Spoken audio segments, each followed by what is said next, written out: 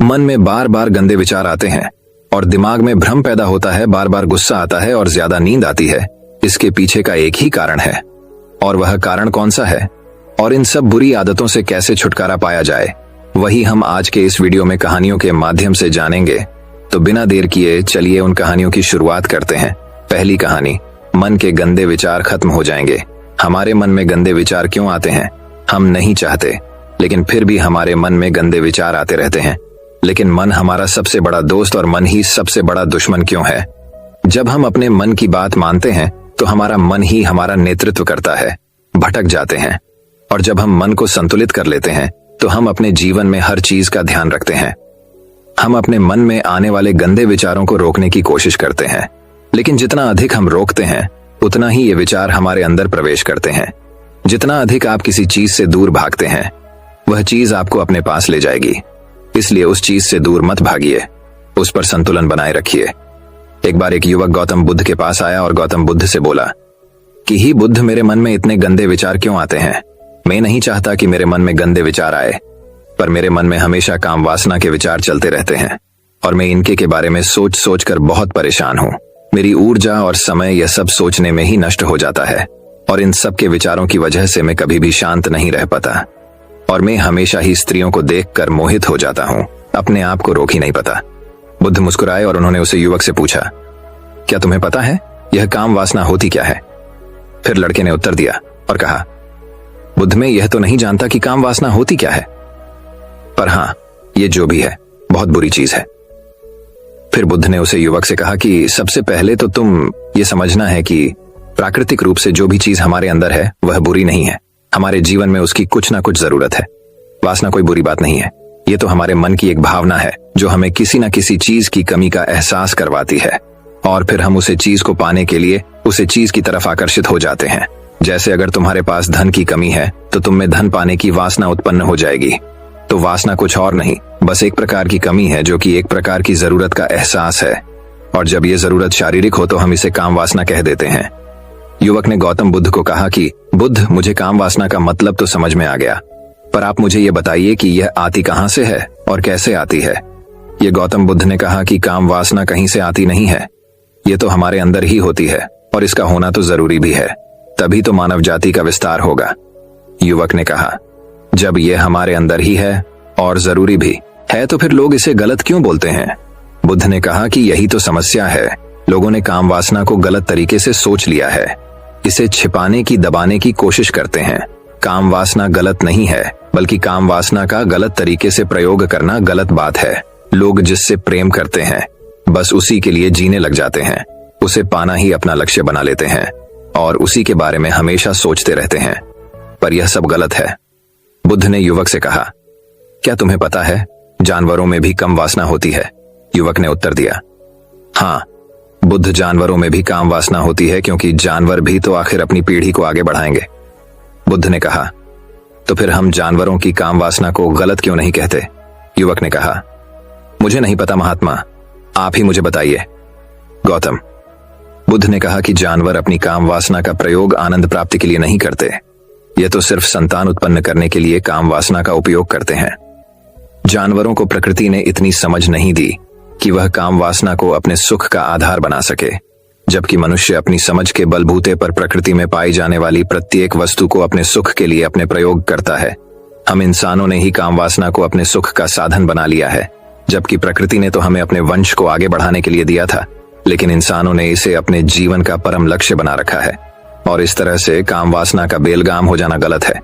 युवक ने पूछा, महात्मा जी, ये कम वासना हम पर हावी क्यों होती है? क्यों ये बेलगाम हो जाती है? तब गौतम बुद्ध ने कहा कि सुनो, अब जो मैं तुम्हें बताऊंगा उसे तुम ध्यान पूर्वक सुनना। काम वासना का सारा खेल तुम्हें समझ आ जाएगा, तुम्हें तुम्हारे सारे सवालों का जवाब मिल जाएगा, बस तुम्हें ध्यान से सुनकर समझना है।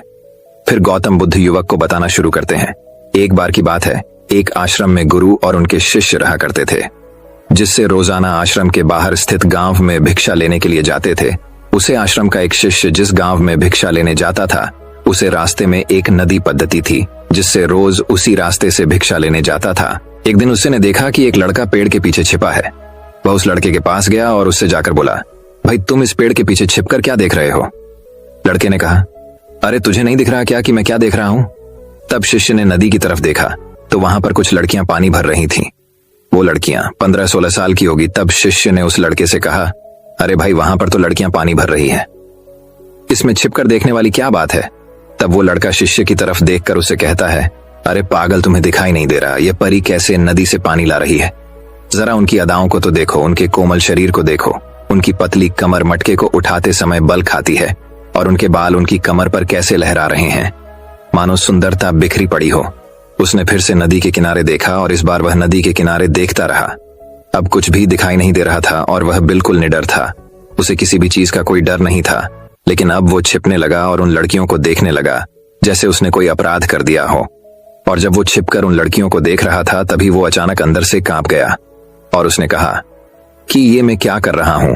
मैं जो कर रहा हूं वो सही नहीं है, मुझे यहां से चले जाना चाहिए। और फिर वह जल्दी से वहां से चला गया। वो आश्रम पहुंच जाता है। आश्रम जाकर वो अपने कार्यों में लग गया, लेकिन जो अभी वह देखकर आया था वही उसकी आंखों के सामने बार बार आ रहा था। उसके मन में वही दृश्य चल रहा था। उसका दिमाग सब कुछ देखने के लिए संघर्ष कर रहा था। उसका किसी भी काम में मन नहीं लग रहा था।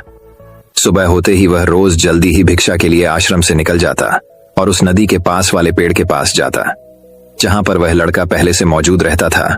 उसके साथ मिलकर लड़कियों को छुप छुप कर देखता था। अब वह ऐसा रोज करने लग गया, यह उसके रोज का काम हो गया। अब उस शिष्य का मन किसी भी काम में नहीं लगता था। वो हमेशा ही किसी न किसी प्रकार के विचार में उलझा रहता। वो आश्रम के कार्यों को भी ठीक ढंग से नहीं कर पा रहा था। ना वो ठीक से सो पाता था, ना वो ठीक से खाना खा पाता था। उसका मन बेचैन सा रहता था। उसका मन बार बार उन लड़कियों की खूबसूरती देखने को मचलता था। जब गुरु भिक्षा दे रहे थे तब भी उनका मन किन्हीं अन्य विचारों में खोया हुआ था। गुरु ने अपने शिष्य की इन हरकतों को भांप लिया था। फिर एक दिन गुरु ने शिष्य को अपने पास बुलाया और कहा कि आज से मैं भी तुम्हारे साथ भिक्षा मांगने चलूंगा। आप और मैं एक साथ भिक्षा मांगने जाएंगे। तभी शिष्य गुरु को मना करते हुए बोला, नहीं गुरुदेव, आप परेशान क्यों हो रहे हो? मैं अकेला ही ठीक से भिक्षा मांग सकता हूँ। गुरु ने शिष्य से कहा कि ठीक है, तुम अकेले ही भिक्षा मांगने जाओ, जिससे वह तुरंत भिक्षा मांगने निकल पड़ा। सभी लोग उसे देखने के लिए उसके पीछे पीछे चलने लगे। थोड़ी दूर जाने पर गुरु ने देखा कि उनका शिष्य एक अपराधी की तरह एक लड़के के साथ पेड़ के पीछे छिपा हुआ है और छिपकर कुछ देख रहा है। गुरु भी अपने शिष्य के पीछे जाकर खड़े हो गए। उसका शिष्य क्या देख रहा है जिसे देखने के लिए वह एक अपराधी की तरह पेड़ के पीछे छिपा हुआ है? गुरु ने देखा कि उसका शिष्य पेड़ के पीछे छिपकर नदी से पानी ले रही लड़कियों को देख रहा है। तब गुरु ने शिष्य से कहा, क्या देख रहे हो? अपने मालिक की आवाज सुनकर वह डर गया और उसके पसीने छूटने लगे। वह ऐसे कांपने लगा जैसे उसने किसी चोर को चोरी करते समय पकड़ लिया हो। उसी से की हालत खराब हो गई। वो कुछ भी नहीं बोल कर रहा था। दूसरा का जो शिष्य के साथ था वहां से भाग गया। उसके मुंह से कुछ टूटे फूटे शब्द ही बाहर निकल रहे थे। वो अपने गुरु से नजर भी नहीं मिला रहा था।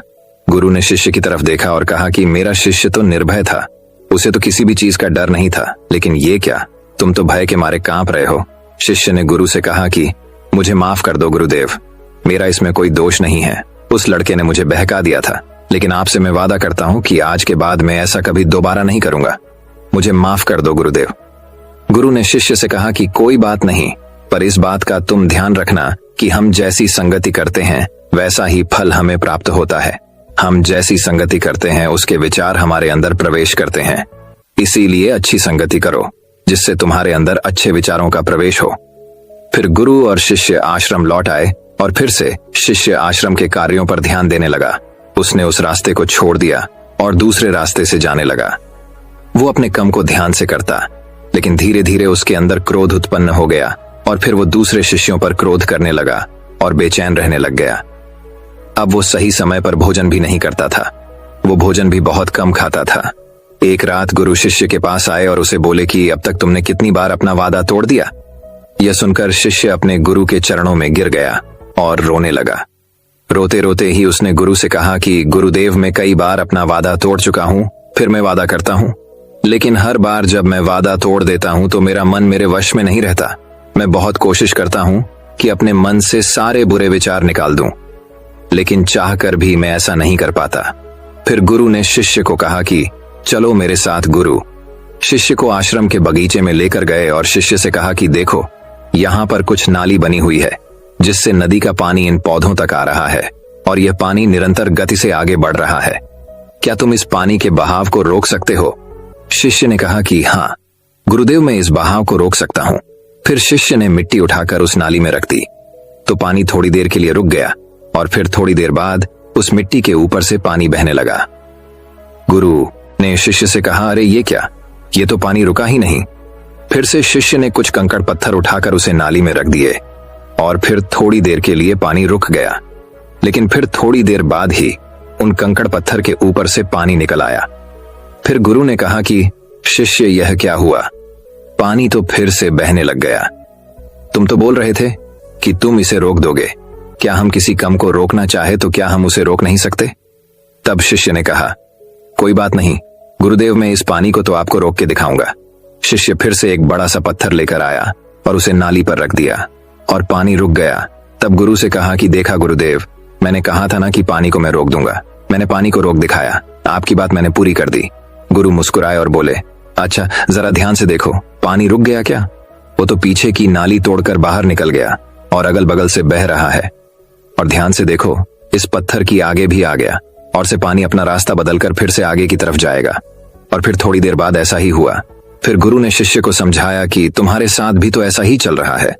तुम बार बार प्रयास कर रहे हो, बड़े से बड़ा प्रयास कर रहे हो, पर हर बार तुम्हारा प्रयास टूट रहा है और यह हमेशा टूटता ही रहेगा। तुम कितना भी बड़ा पत्थर रख लो, लेकिन पानी तो अपना रास्ता बना ही लेगा। यह सब देखकर शिष्य ने गुरु से कहा कि ही गुरुदेव, क्या कोई तरीका नहीं है जिससे मैं गंदे विचारों से बाहर निकल सकूं और यह मेरे मन में आए ही ना?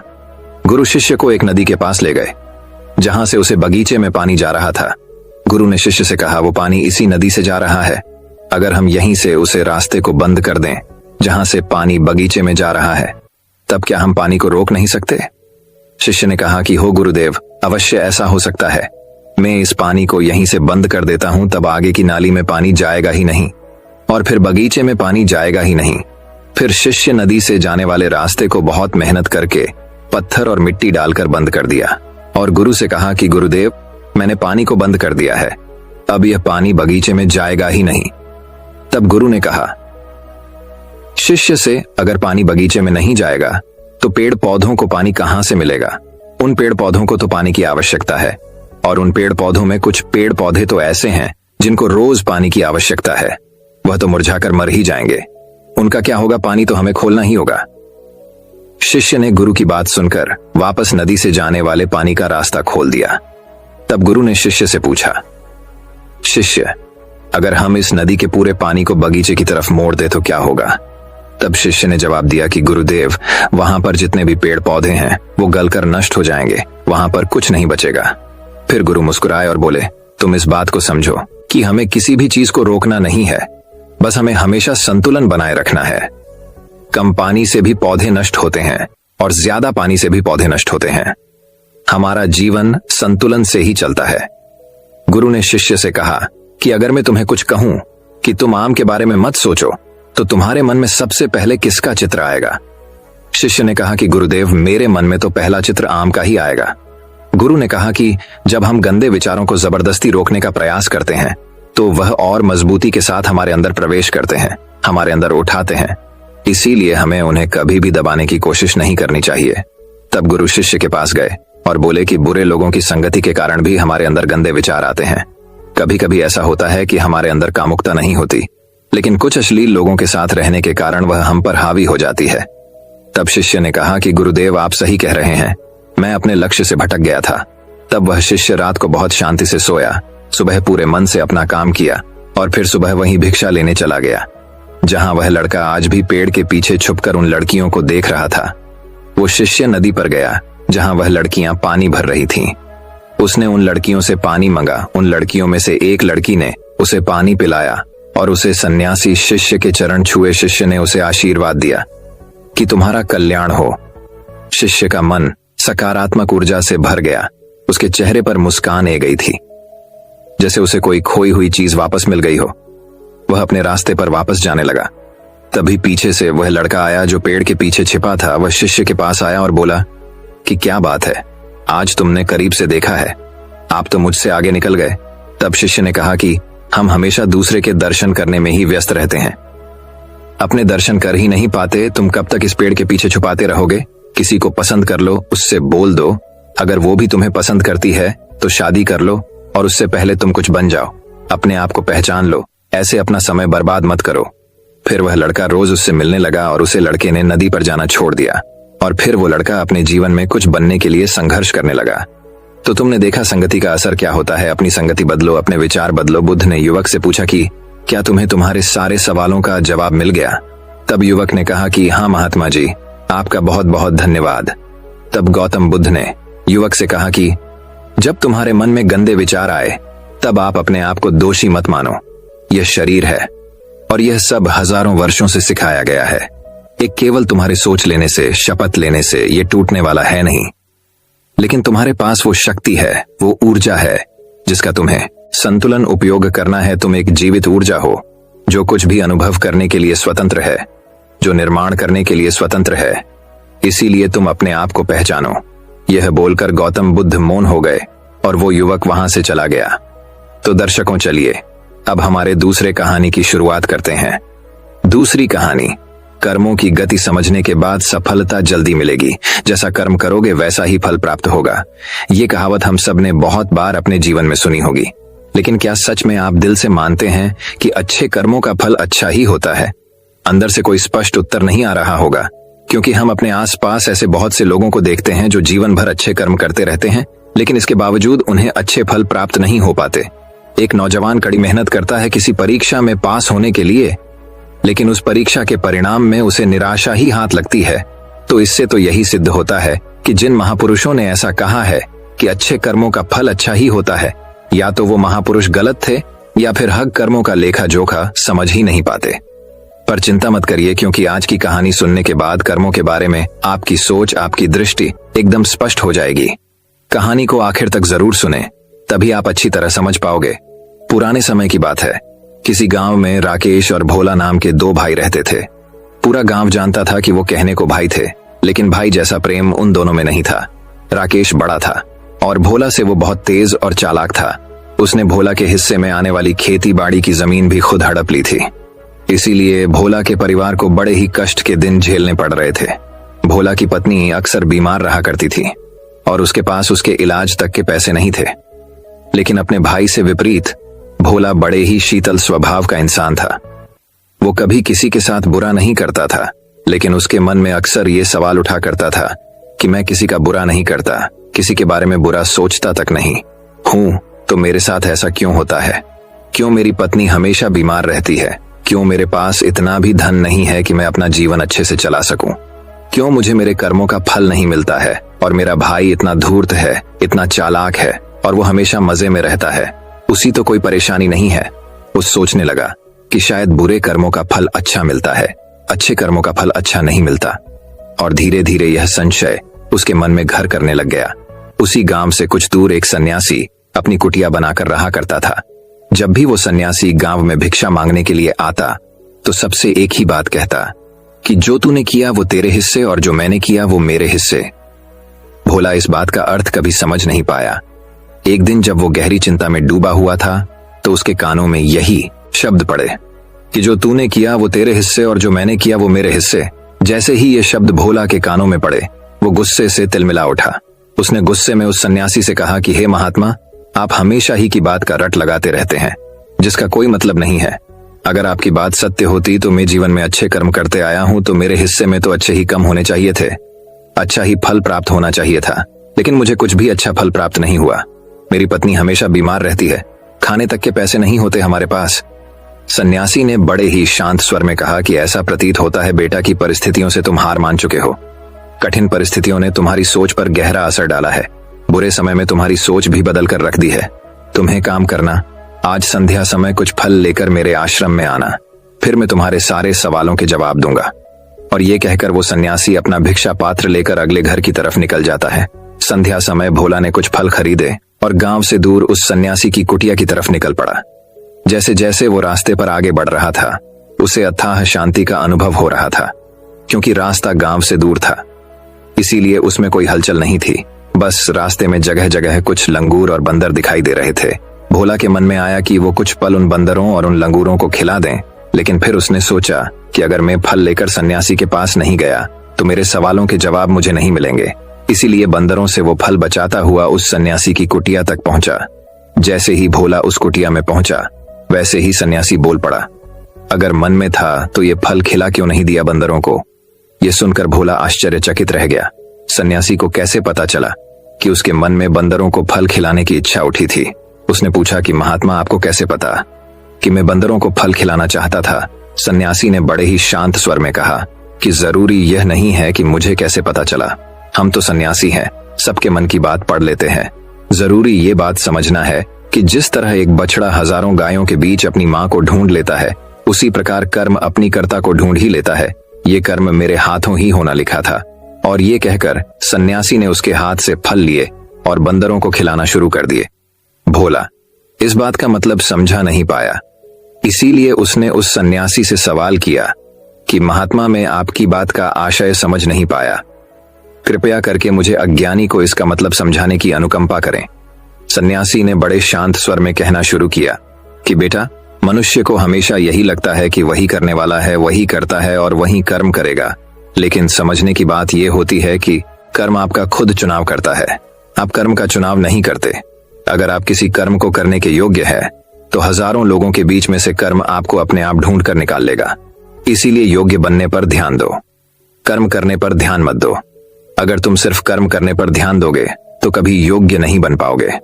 योग्य बनने के लिए जिन कर्मों की आवश्यकता होती है, पहले उन छोटे छोटे कर्मों को करना शुरू करो, और जब तुम योग्य बन जाओगे तो बड़ा कर्म, या कहें कि मुख्य कर्म, या फिर जिस कर्म के लिए तुम बने हुए हो, वो कर्म तुम्हारे पास खुद चलकर आएगा। उदाहरण के लिए तुम इन बंदरों को देखो। इन बंदरों ने छोटे छोटे कर्म करके पेड़ों पर चढ़ना सीखा, गुलाटियां लगाना सीखा, और इसी प्रकार छोटे छोटे कर्म करते हुए ये मुझ तक पहुंच गए। और मुझ तक पहुंचने के बाद इनके पास इनका खाना खुद ही पहुंच गया। इसीलिए अपनी रोजमर्रा की जिंदगी में छोटे छोटे कर्म करते हुए अपने आप को योग्य बनाते जाओ, और जब तुम योग्य बन जाओगे तो अपने आप बड़ा लक्ष्य तुम्हें प्राप्त हो जाएगा। सन्यासी ने अगला कथन कहना शुरू किया, जो कि बहुत ही जरूरी था। ध्यान लगाकर सुनना। अगर तुम योग्य बनने के लिए कर्म नहीं करोगे तो दूसरे लोगों के कर्म भी तुम्हें प्रभावित करने लगेंगे। उदाहरण के लिए तुम्हारी पत्नी कई दिनों से बीमार है। तुम अक्सर यही सोचते हो कि मुझे किन कर्मों की सजा मिल रही है, लेकिन समझने की बात यह होती है कि तुम्हारी पत्नी बीमार अपने कर्मों की वजह से है, तुम्हारे कर्मों की वजह से नहीं है। तुम्हारे कर्म तो अच्छे हैं, लेकिन क्या पता तुम्हारी पत्नी के कर्म अतीत में अच्छे ना रहे हों, जिसकी वजह से वो बीमार हो गई हो, और तुम्हारी पत्नी के कर्मों की वजह से तुम्हें भी दुख झेलना पड़ रहा है। और इसी प्रकार बहुत से मनुष्य अपने बच्चों की वजह से, अपने परिवार की वजह से, इन सब की वजह से खुद दुख झेल रहे होते हैं। लेकिन जरा सोचो, अगर तुम योग्य होते तो तुम अपनी पत्नी का खुद इलाज करवा पाते, उसकी बीमारी दूर करवा पाते। और क्या पता अगर तुम योग्य होते तो तुम्हारा किसी दूसरी स्त्री के साथ विवाह हुआ होता जो स्वस्थ होती, लेकिन तुम योग्य नहीं थे, इसीलिए तुम अपनी पत्नी की वजह से खुद दुख झेल रहे हो। अगर तुम योग्य बन जाओगे तो दूसरे लोगों के कर्म तुम्हें प्रभावित नहीं कर पाएंगे। सन्यासी ने भोला को चेतावनी देते हुए कहा कि याद रखना, भोला, आपको वो नहीं मिलता जो आप चाहते हो, बल्कि वो मिलता है जिसके आप योग्य हो। इसीलिए अपनी योग्यता को बढ़ाने पर काम करो, उसके लिए कर्म करो। कर्म का फल पाने के लिए कभी कर्म मत करो। भोला ने सन्यासी से हाथ जोड़कर एक सवाल पूछा कि महात्मा, मुझे यह बताने की अनुकंपा करें कि मैं अपनी योग्यता किस प्रकार बढ़ा सकता हूं ताकि मेरा मुख्य कर्म मुझको खुद ढूंढ सके। सन्यासी ने बड़े ही शांत स्वर में कहना शुरू किया कि बेटा, इसके लिए बड़े ही सरल सरल उपाय होते हैं। सबसे पहला उपाय है कर्म करके भूलते जाओ। तुम जो भी कर्म कर रहे हो, अपने योग्य बनने के लिए उस कर्म को करने के बाद भूल जाऊं। ये मत सोचो कि उससे तुम्हें क्या प्राप्त हुआ। इसीलिए कहा जाता है कि कर्म करो, फल की चिंता मत करो। अगर तुम फल की चिंता करोगे तो वास्तविकता में तुम कर्म कर ही नहीं रहे होंगे। अक्सर मनुष्य की पीड़ा का ये एक बहुत बड़ा कारण होता है। वो सोचता है कि मैं कर्म तो अच्छे कर रहा हूं, लेकिन मुझे फल प्राप्त नहीं हो रहे, और यही पीड़ा उसके मन को ठेस पहुंचाती रहती है, उसको अपने लक्ष्य से भटकती रहती है। किसी कर्म को करने के बाद अपना आकलन जरूर करें, लेकिन फल की चिंता ना करें। भोला ने सन्यासी से सवाल किया कि महात्मा, हम अपना आकलन कैसे कर सकते हैं?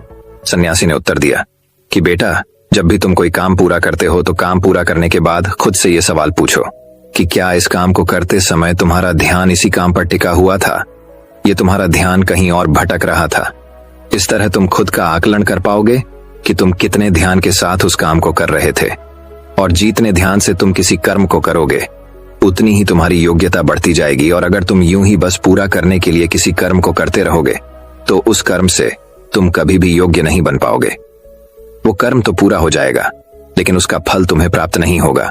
इसीलिए अपना आकलन इस प्रकार करो कि तुम्हारा ध्यान वहां पर टिका हुआ था या नहीं था, या तुम्हारे विचार तुम्हें कहीं भटका ले गए थे।